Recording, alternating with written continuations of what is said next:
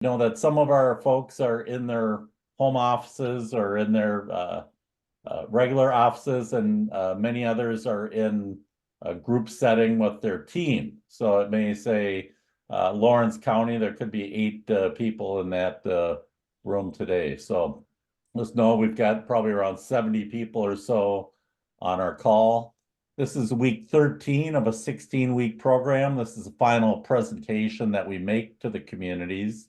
And that's why we highlight the topic of the day, which is, really best practices in project development. Because we want to show people that these projects do happen. They do, providers are at the table and making things happen. I know that we've had pretty good success in getting some of our meetings scheduled for over the next 2 weeks. I'll be meeting with each team up to 2 times for up to 2 hours, but usually those meetings take more like an hour and a half, and then people are kind of said everything they have to say and need to regroup and work as a committee to finalize things. But looking forward over those next 2 weeks to helping you create your formal plans, which we know will always be in flux because it's a very dynamic process here, working in community broadband planning. So that if you have not yet scheduled, Reed, if you want to put that link in the chat, that would be good for folks to have and finalize that. I'll leave it just as an email to the leaders so we don't have everyone signing up on the same link. Good. Thank you. Good. As I mentioned, today is all about project development. And in order for something to happen, people have to spend some money. And that's what these projects are all about, investing in rural broadband. We're lucky to have 3 strong community-oriented providers on the call today to share their experience. We've got Susan Hamilton from Grafton Technologies, which is in southwest Illinois along the river. We've got Troy Nimerick from Oneida Telephone. And Troy, I'm not exactly sure where Oneida, your territory is. We'll let you explain that in your presentation. And then we also have Jesse Shackleton, who's with JCE Fiber up in northwest Illinois, also along the Mississippi River. Jesse's company is kind of the newcomer to the fiber business compared to Grafton and Oneida, but strongly aggressive moving forward to deploy fiber optics in their electric co-op territory. So I'm going to go to Jesse. Jesse's been a presenter for us several times and always does a great job. Has a great perspective about moving into this marketplace as a new provider, starting up broadband operations, and working aggressively with communities. Jesse, welcome. Yeah, good morning, everyone. Thank you, Bill. I think, Reed, I have one slide to pop up. So the good news is I don't have a whole bunch of slides. I have one. And when the slide does pop up, you'll see, I think a picture can be worth 1,000 words. I'll keep it fewer than 1,000, do my best on that. So my name is Jesse Shackleton. I'm Director of Broadband Operations at JCE Co-op. We operate a cooperative up in Northwest Illinois. You can see there on the picture where we're located. And we do have electric, natural gas, and fiber services to our membership. As Bill said, being newcomers, that's because 1939 was the year that we were incorporated. And what I like to say, at that time, we worked to close what could have been called the rural electric divide back then, where the for-profits weren't building out to the high-cost, low-density rural footprints, mainly the farms and rural homesteads. And so through the Rural Electrification Act, we became an incorporated cooperative, and mission accomplished on that. And then now, fast forward to today, here we are, and we are accomplishing a similar mission on the digital divide front throughout rural Northwest Illinois. So Very happy to be here and have a conversation with you all. Very busy slide, I know. And just to kind of speak here, just over the course of the next, say, eight to 10 minutes or so, as you guys are progressing to the back end of your cohort here, I think you're down to the final 2 weeks, and you've learned a lot of what I'll talk about here. And so, you know, my intent is to just share with you all how we put some of those logics and concepts into motion and have proven to be, fortunately, very successful on behalf of our rural membership. You know, the key inputs, number one is, you know, I like to say, identify your key stakeholders in the area, because, you know, you see the world as you see it. And so for those of you that are not a cooperative, whether it be a telephone or electric in your area or an ISP, you know, you represent a county, a unit of local government, economic development, healthcare, whatever it is, you look at us as potentially, at least I hope you do, as a key stakeholder to help resolve some of these issues that you're trying to get built out in your area. Well, on the inverse, we look at you as a key stakeholder, as the ISP or the cooperative. So for us, it was going in and creating that core team, identify your key stakeholders, and then go out, and that community engagement piece is critical. Get out there and start having these conversations and saying, listen, this is what we're hearing from our membership, who coincidentally are probably your membership or your constituents. And we assume that there's a similar issue, and find that common thread, that common goal. And that only happens through conversations. And so get out there, stay active. And again, I'm sure, you know, Bill and the team have done a great job of helping to portray that as a key part of developing a key partnership. You know, the member relevance piece, sometimes people don't know what they don't know. And so helping people identify how some of, you know, when it comes to rural broadband, and for us, we are a 100% fiber deployment system. We did start out on the fixed wireless side of the house back in 2008, 2009. And up in Northwest Illinois, we're at the southern tip of the Wisconsin driftless area. So there's a lot of beautiful rolling hills, which means a lot of trees and hills, not conducive to a fixed wireless build out. We did that initially because it was low cost, rapid deployment, really initially to backhaul our smart meter network and some of our initial SCADA or smart substations, smart electric communication pathways. And then we started to serve some retail folks off of that with line of sight because they had no other options at that time. That became a very OpEx heavy endeavor. So by the time we got to 2016, we said, listen, if we're going to be in the business of providing broadband service to our membership, it has to be quality. It has to be reliable. Obviously, we all know affordable, but it certainly has to be reliable and fundamentally capable of doing what our membership needs, whether it's work, home, business, recreational. And so that's when we decided in 2016, if we're going to stay in the business, then we need to look, if we're going to do it, let's do it right and do it once. And that's when we did our first pilot project in 2016 with fiber deployment. It proved to be hugely successful. And so we haven't looked back. To date, we're approaching 6,000 rural subscribers, rural members on the fiber side, and growing. In fact, in the next 3 to 5 years, we're probably going to grow that from 6,000 to 20,000 plus. So obviously that came with a lot of help. Down that mosaic that you see in the bottom left, very busy slide, and there I sourced it. It's from the Government Accountability Office, the GAO. So you can go to their site and find that. I put the little black circles on there because those are areas of this mosaic, funding areas that we have been successfully attained and gotten grants, or we have maybe indirectly help support others get grants, like Middle Mile, for example. We helped our generation transmission cooperative, Dairyland and Power, out of La Crosse, Wisconsin. We were able to write letters of support and contribute to their efforts, and they were awarded a $30 million plus Middle Mile grant through the recent NTI Middle Mile program. So that mosaic down there represents, as you all probably know, billions of dollars. In fact, hundreds of billions of dollars. There's a lot of funding that's there. And how do you approach that is part of what you all have been learning, right? You want to partner with somebody, whether it be the ISP, somebody that has experience on how to interpret grants.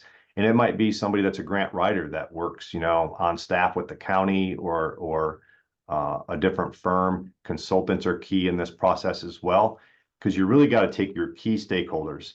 Then you have to go through and look at all these different programs, and you have to filter your area through those programs and figure out which one is a best value fit. In fact, you really have to start with which of your areas even qualify for some of these grants, because you might like the grant program, it has a lot of funding, but come to find out there's certain disqualifiers that might remove you from that being a viable option or feasible option.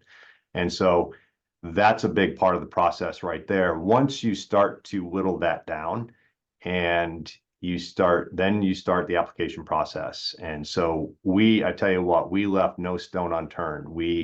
To date, we have over $94 million of grant awards in that Northwest Illinois pocket that you see. We started out federal funding through the USDA programs. We have 2 Community Connect programs that we already built out one, wrapping up the build out of the second. We have a round 2 USDA Reconnect Award that was an $18 million project. And then more recently, the Connect Illinois round 3, we're very grateful to receive nearly $70 million, $69.9 million in grant funds through that program. So I like to say, I finally know what it feels like to be the dog that finally caught the car. You're like, wow, now what do we do with this big thing? Well, we build it. That's what we have to do. So step 1, big task, get the grants, screen through, find the grants that qualify, put in, partner with your key stakeholders. And I will say this, don't underestimate the value in those grant applications, all of them that we sent in. We really had a strong partnership, letters of support, MOUs. There was a lot of community support that went into each one of those applications. And I think that truly was the secret sauce, I think, to the success of our grants to date. It's got to be, I think, there's obviously a lot of objectivity to these merit review processes on the grant review sides, application side, but there's also some subjectivity as well. And I think when they look at these applications and they can tell that all these key stakeholders for these rural communities are on the same page and they're pointed in the same direction, aiming at the same goal, that speaks volumes. And I think that is a key element, I think, to a successful application. Then flow through, obviously, if all those things go right, you get awarded. Obviously, we talked about the hundreds of billions of dollars in that mosaic. Ultimately, the net result is on the right-hand side of the screen. And for everybody on this call, you probably fit into at least one and very likely multiple of those categories.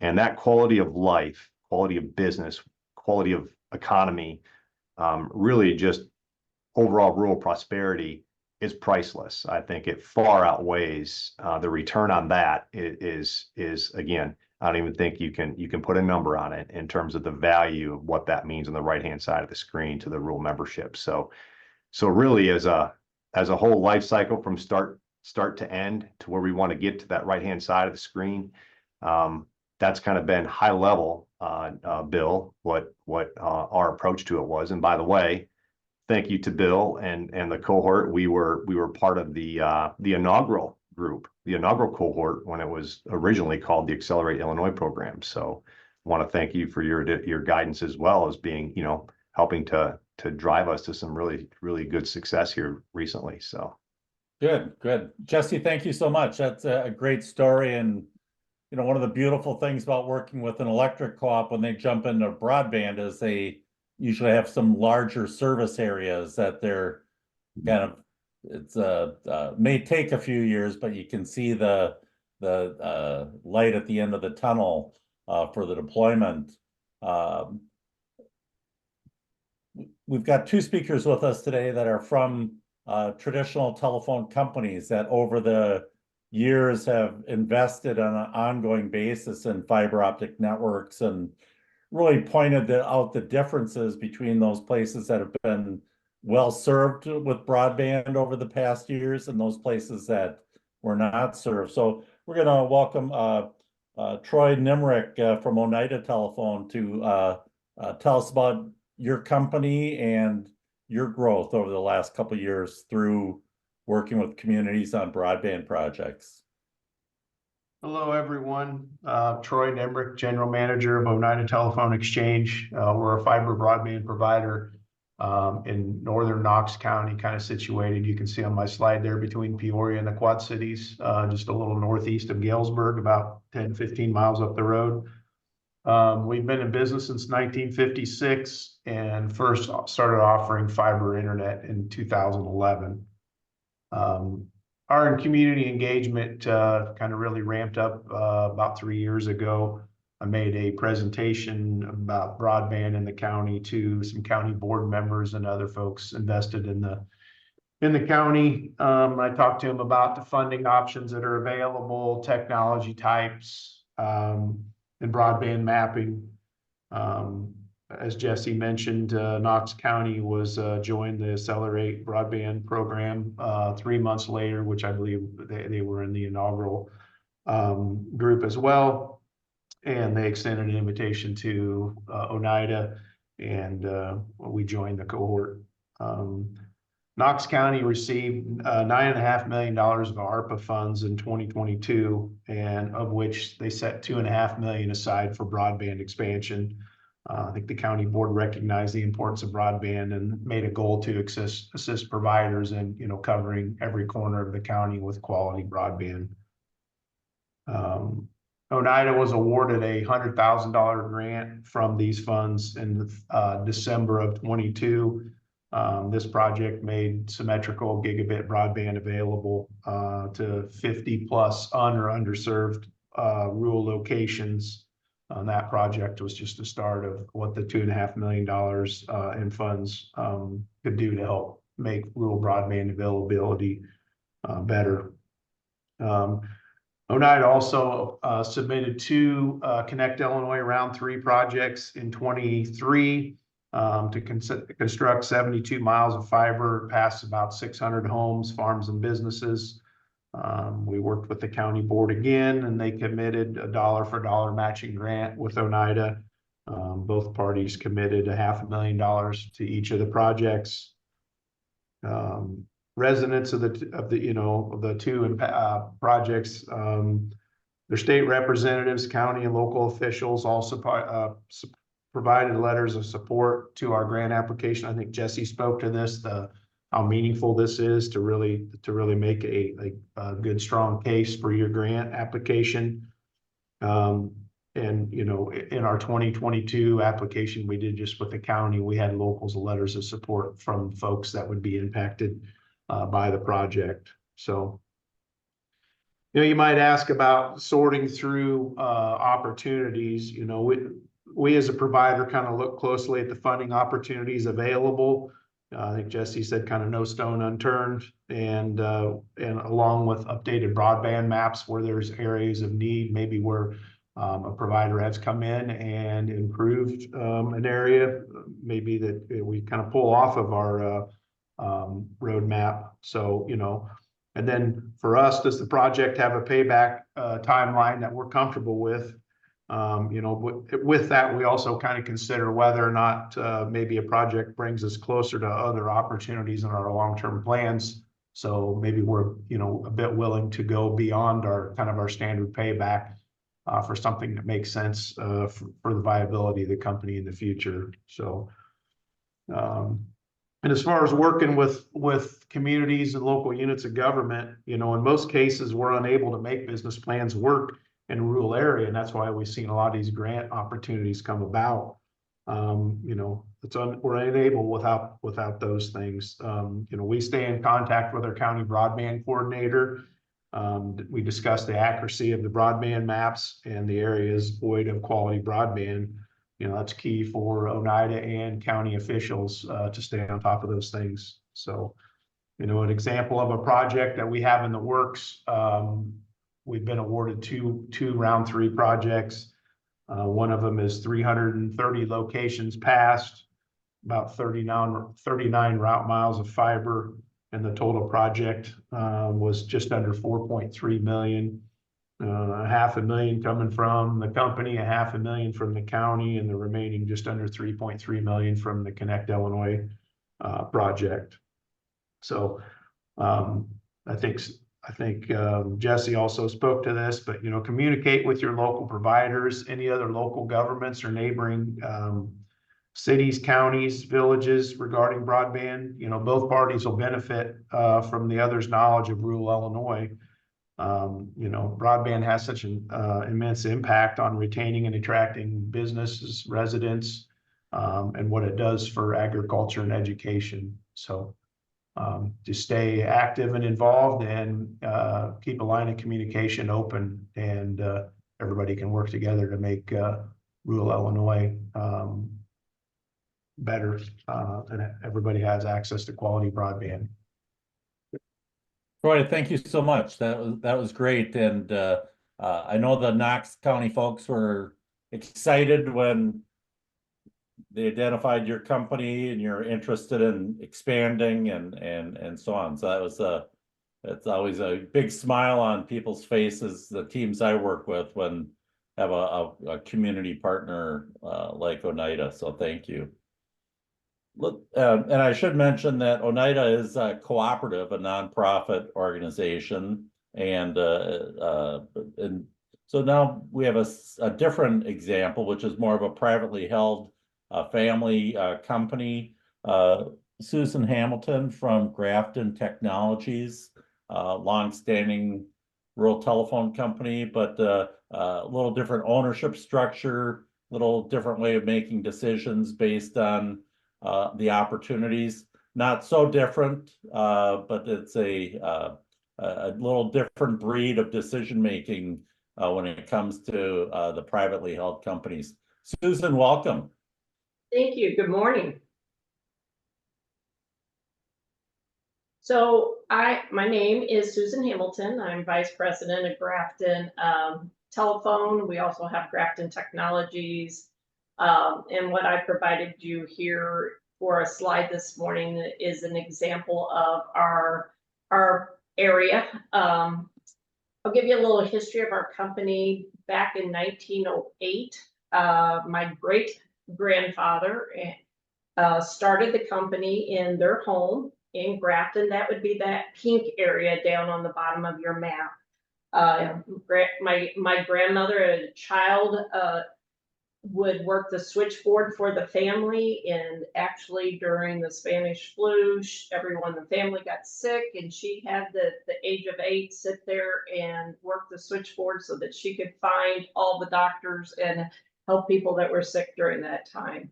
We were back then, we were just a service company, not competing, and I think that probably says a lot to our success, because we're currently in our 5th generation of family-owned company. Back in the early 2000s, Jerseyville, which is in your center of your screen there, asked us if we would come and provide service in Jerseyville, Illinois, that their current bigger provider wasn't getting them internet. We actually were the first provider for Jersey County for internet in all of Jersey County. Little bitty town of 600 had it before anyone else did. So we took on a family decision at that time to go to Jerseyville, but we didn't have funding at that time. So we actually borrowed $10 million. And if anybody's from, like my father, he's never had debt. He's from that generation. You pay your bills whenever you incur them. So to incur debt at that price, he said he'd never see us pay that off if we succeeded. I will say to that point, though, that has been paid off. And when we overbuilt that town, and my dad's still alive, and I let him hold the last payment to pay off that loan. But at that time, we built a fiber ring, not fiber to the home, but a fiber ring. And, that was the latest and greatest technology at that time.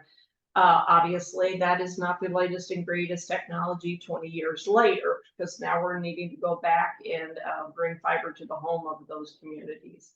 But as you see that footprint of Jersey County, which is the black, line around, our goal as a family is to serve the county.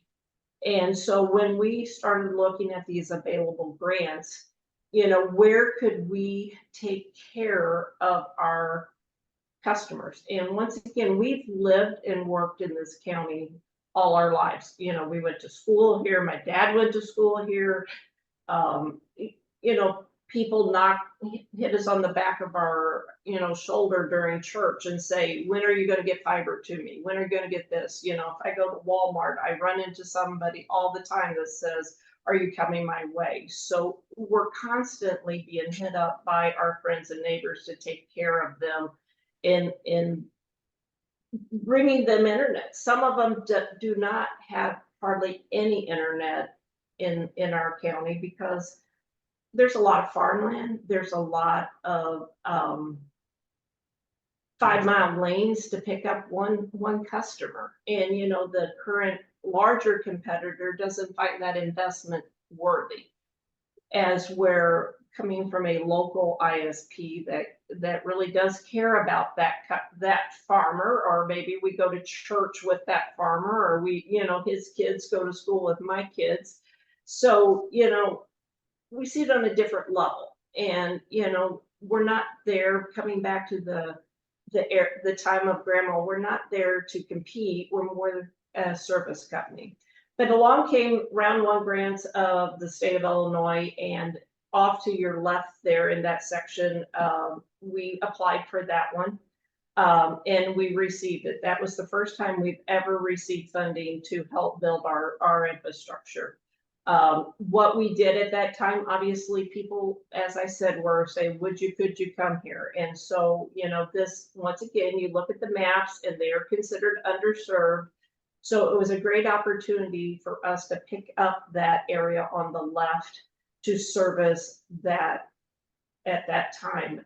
That was a learning experience for us. We've never had a grant before. There was a lot of things that, you know, going through the grant process that we had to learn how to write the grant. And, you know, for example, just on our end, writing a grant can run you $30,000 to $60,000, and you don't know if you're going to get that grant. And how many times can you apply and let money go down the drain? So, you know, it's a big deal, because if I don't get the money, if I don't get the grant, I could have put that money back into infrastructure and providing, you know, services somewhere else. So it's like gambling, you know, a little bit. And even though you have the community support, you know, whether or not we're going to get it.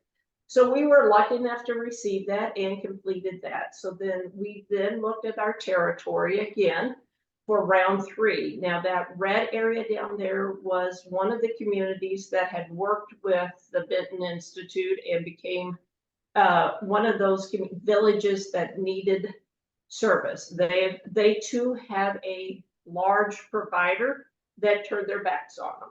And this little red community down there along the river, as you see, floods, it's solid rock, it's historic, and it has a woolly mammoth that had been found at the local college a couple of years back. So all of those things become a, you know, with your environmentals, how do we bury through that rock? How do we, you know, provide services? Was a big deal in taking on that project. So, but we decided we would do it, and we had a lot of letters of support through the community, because they had done their homework ahead of time and were prepared and was recognized by the state as one of those communities. So whenever I did submit that application, they knew this was a community that had come to us and was looking for a broadband provider. And I do strongly believe that was a reason why we were awarded that project. At that time, we also there's a dark blue area that we applied for. Once again, there was some customers in that area that had called up into the Office of Broadband and said, hey, I don't have internet. I've retired to this wonderful local place, and now I cannot do work from home. You know, what do we do? How do we find a provider? And they made some waves. And again, I think that helped in the fact that my application to serve that area got through. The yellow area is a USDA grant that we have applied for and received too. And the other grant that we received was from finishing up some of the area that's in the middle scattered around. So as you see, that is going to be our current footprint in Jersey County. Things that I think were very helpful in that decision making to go to these areas was I'm repeating what the other said, the community support, what they've done already to say, hey, here I am, you know, we got issues here, making some waves, you know, where you need to make the waves. We have a local hospital, we have the school district, we work very closely with them. So those key players in our community are backing us. And the other thing we also had was many letters of support from our local legislators, you know, your representatives, anyone that you know that can back you. They're very easy to get letters of support from them if you call them and talk to them. But also I want to say in picking a provider is, you know, I know you need to pick one, but, you know, ask questions about, does the provider have redundant routes to the internet? The internet does not live in Jersey County, Illinois. We have to go over to St. Louis to get on the internet. And we have, the only way out of our area is through AT&T, and now we actually have some others. But, you know, there were times in the past that one cut from somebody that wasn't us would isolate this whole community, and everyone would be down and not be able to do economic commerce. So, you know, in order to, once again, be proactive in helping our community, we have multiple redundant routes out so that if one route gets cut and, you know, I'm dependent on somebody other than myself, we can route traffic out another way. The other thing that's helpful after the fact is permits. You know, we have to get permits to cross, you know, land and various other things. So any help that you can help us with farmers, with this, you know, is always good when you're talking to an ISP. You know, we have currently we're coming into that little red area as you see in the bottom. And for those who didn't know that we're coming in to serve them, you know, we have our engineers out there doing some staking, and they're like, what are you doing on my property? So, you know, to be able to announce and say, hey, you know, we're working with Grafton Technologies and they will be coming around and they will be asking questions after the fact is a very helpful item for us, or letting us know ahead of time that you will work with us on those particular areas, you know. So getting that support from the community, letting them know that we're coming in and why they're there, you know, are all very good things to remember when you're talking to an ISP.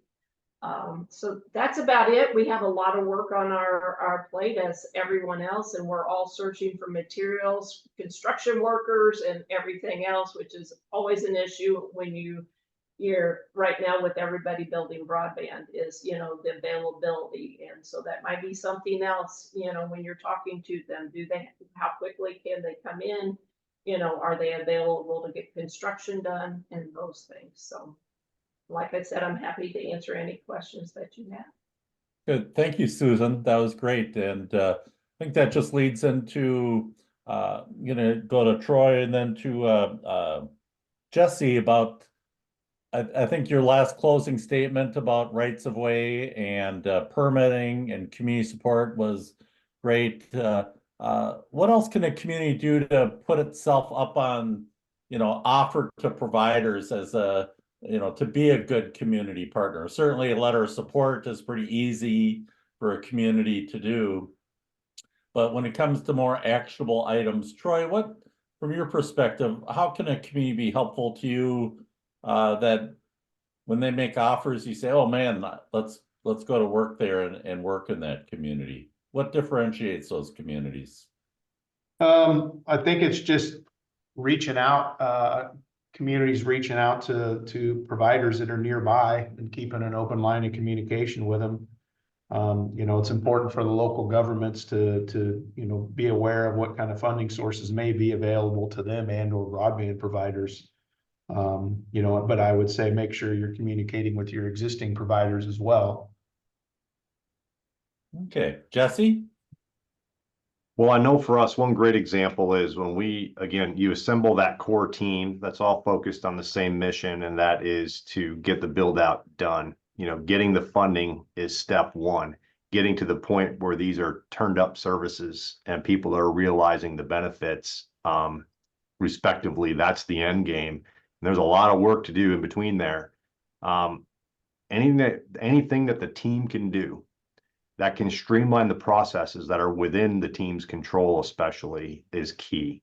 Because there's a lot of things on these grants. If you see one grant, you see one grant. You know, Susan talked about the different types of, you know, USDA grants. We've same thing. Even within USDA, the compliance criteria for a USDA Community Connect grant is different than a Reconnect grant, which is again different than the state grants that we're about to embark on. So there's a lot of opportunities to delay projects and put risk on not getting the job done already inherently and administratively. So anything that can be done to alleviate any barriers and streamline things are key. One example would be Whiteside County.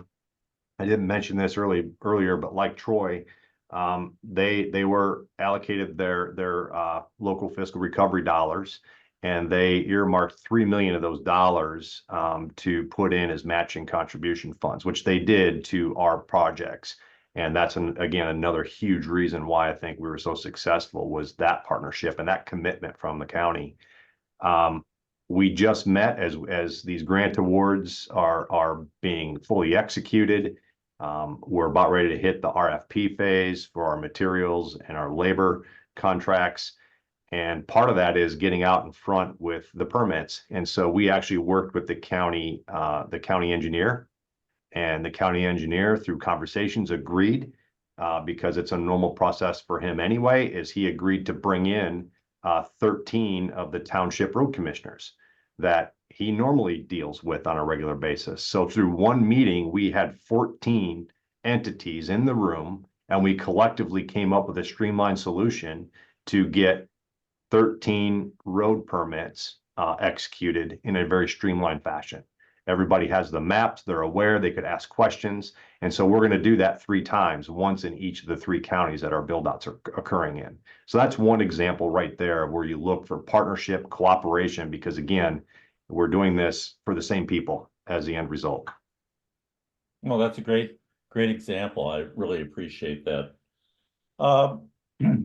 When it comes to, you know, when counties had the ARPA money, and most of that now has been allocated, gone, it's kind of easy to say, well, here, you know, here's 100,000 or here's $500,000, because it was, you know, I won't call it play money, but it was, you know, given to the counties, and they needed to find good uses for it. Certainly broadband is part of that.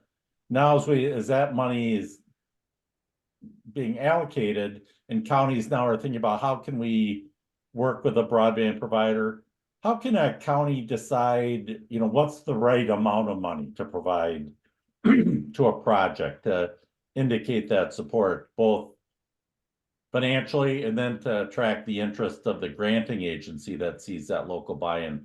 Jesse, do you have any feel for that? Well, one, if I'm a county, I mean, anybody here in the county knows this, so I'm telling them what they already know, but you're going to look at your comprehensive plan, right? You have a goal, you have a strategy already out there. So look at that strategy. And if you're going to allocate your ARPA dollars, where is the best value and going to fit into that comprehensive plan? And so obviously, I think high-speed broadband is key.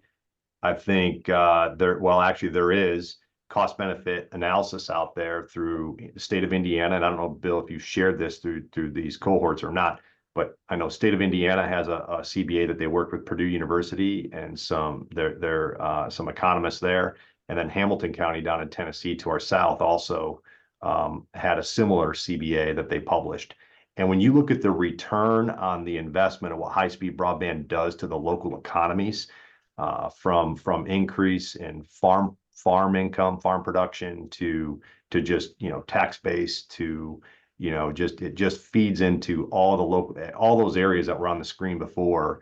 It definitely has a positive impact to each one of those that far exceeds paying back the system itself, right? Because at the end of the day, it's not even about the fiber, it's about the people and what they do with it over the course of 20, 30 years, the life cycle of this fiber, even 50 years plus. So I would say start with the comprehensive plan and really look at some of these other cost benefit studies that have been done that have some meat on the bone, right? Some real numbers, and look at that as a guiding light. Okay. Troy or Susan, do you guys have any kind of thoughts or recommendations for the community about, you know, what it really takes to be competitive on these grants with the local contributions? Well, in my case, I did not have any support from communities. It would have been nice, but they had, you know, used those funds in other areas. But just so they understand, you know, we needed to have, because of that, we needed to have a bank behind us that could support us in the extra dollars if needed. So, you know, we were able to work, and we're working with local banks.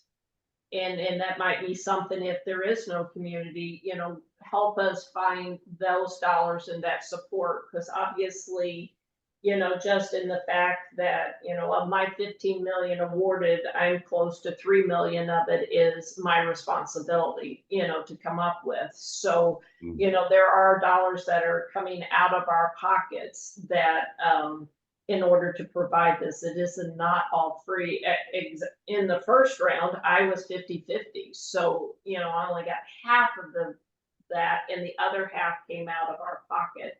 And so I think that's important that they realize that the ISPs are putting in dollars themselves for this. We're not just getting all free money either. So, but I can't speak to the community engagement because I didn't get in. Sorry. Okay. Troy, You know, any Bill. thoughts? Oh, sorry. Go ahead.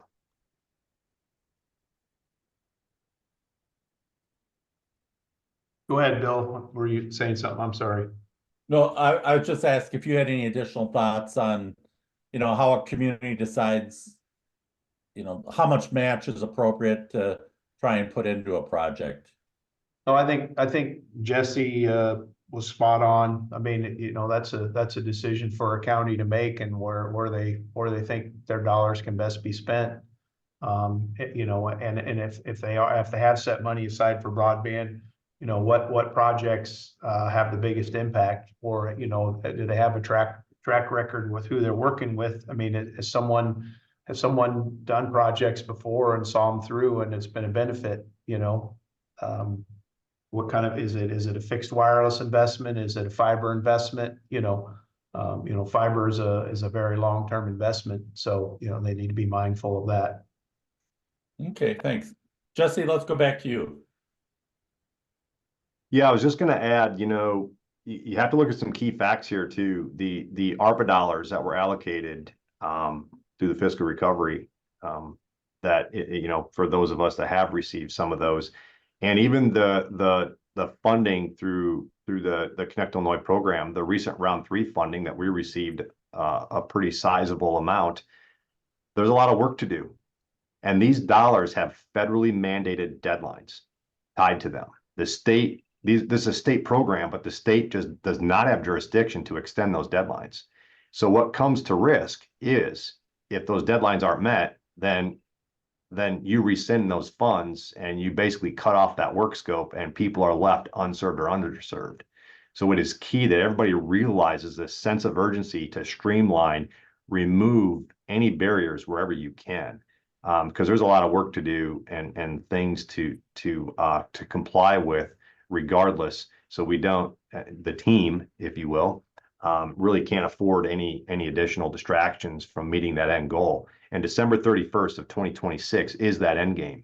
So I know when we look at it, if we put our first shovel in the ground with all of our projects that we have going on, we already know, reverse engineering it simply, we have to basically average a mile a day And we're accounting for some weather days and weekends and holidays in there. But that's a pretty tall order. And so we have the resources to do it. We feel positive we can do it. But again, we can't afford any additional unneeded distractions or barriers. So, we're just being open and honest and upfront, be very transparent with this core team. You came together with a common goal. I would hope that if you're sitting at the table together, there's a certain element of trust, the fundamental principle of every relationship, right? So trust each other, be open and transparent, identify the goal, and then do everything you can to accomplish it on behalf of the rural folks. Good. What do you, and this is for everyone,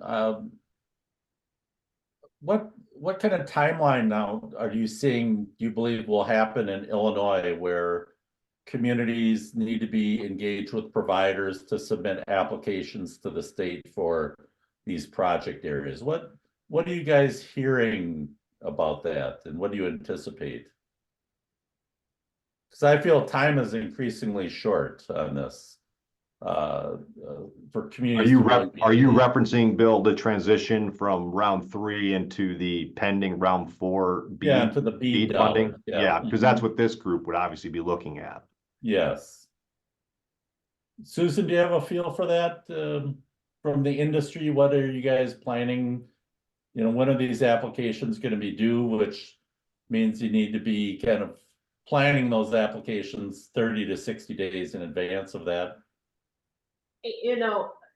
As Jesse said, and you said, timing is critical. So the sooner the better. As we found, there's delays, there's reasons, there's many things. Our first round went through COVID, so trying to get supplies and this, you just never know. So the more that you can get out there and get it done and work with your ISP, the better it is, because like Jesse said, there is so much groundwork. My Elsa project that I told you in the Woolly Mammoth, that environmental might hold me up. I have no control over when it's going to get cleared. And I can't dig until that's cleared, but that December timeframe of 26 still stands. So, the sooner the better, and working together and getting your information out and support. One thing I did, I don't know if this goes in this section, but as we were going through the Elsa area, there is a college there. And I knew they weren't going to use our service. They have another provider, but we did stop and meet with them. And they had some other territory. And they said, oh, we're going to build a wind farm on this. And, oh, this is going to come in the next 2 to 3 years. And this would be in your territory where you're bringing the fiber in. So what happened at that point is my current construction build went from a certain amount of bandwidth to more, because I talked to these people and realized that their future plans are going to be greater. So I've altered my current grant thought so that I can include them. So any forecasting communities that have something down the path, please let us know, so that when we're building this infrastructure, we have enough in the ground to serve you at that time, if that makes sense. Because, one fiber, you hear fiber, but you might need more than that, or more pairs than that, or, pairs aren't the right terminology, but, let us know your future thinking too. That really helps in us developing what you need in advance. Okay, good, thank you. Troy or Jesse? I don't have anything else to add there. Okay. Good. Any, I think we've heard some great advice to the communities. Communities, do you have any questions that you'd like to ask? Any challenges as you work with your existing providers? You'd like to get some free advice from these ISPs?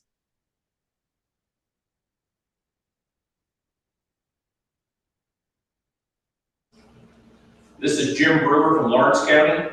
Hi, Jim. How are you? Good.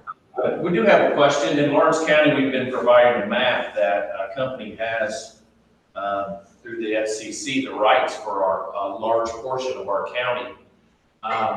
They're basically not doing anything right now, and that's very detrimental to us at this point because we've met with some providers that are very active in wanting to expand.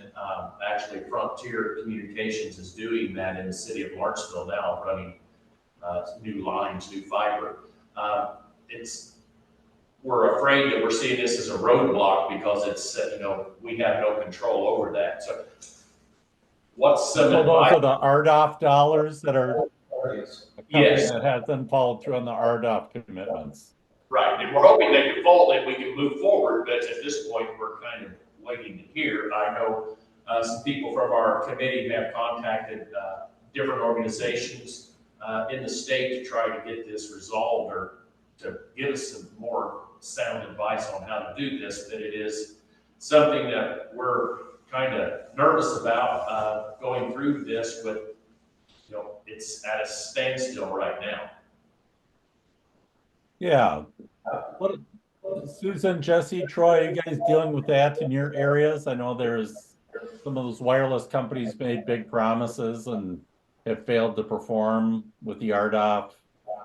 Charter Communications is also another one that's bailing on some of those obligations. What are we hearing from the industry on this? So one, this gets down to a couple of different dynamics here. One is the mapping accuracy. So obviously you all are aware through this program, especially on mapping challenges, but a mapping challenge doesn't do you any good when it's a dedicated area to the RDOF or CAT2 funding, for example, and you think that individual might balk at their ultimate build out. And at the end of the day, block you and a potential partner from qualifying for funding that might have brought in an even far superior future-proof type service, like fiber, for example. So that is a big challenge.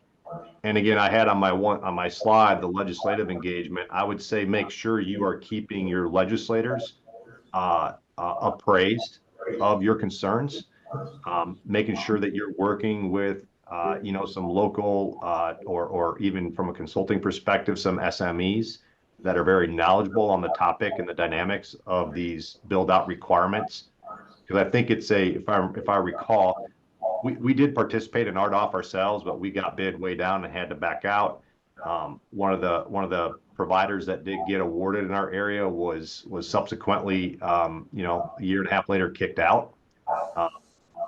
And so basically that allowed us, then it opened that back up for us to apply for what we were currently building out with our fiber system. But that is definitely a challenge. And I would say just keep your legislators appraised.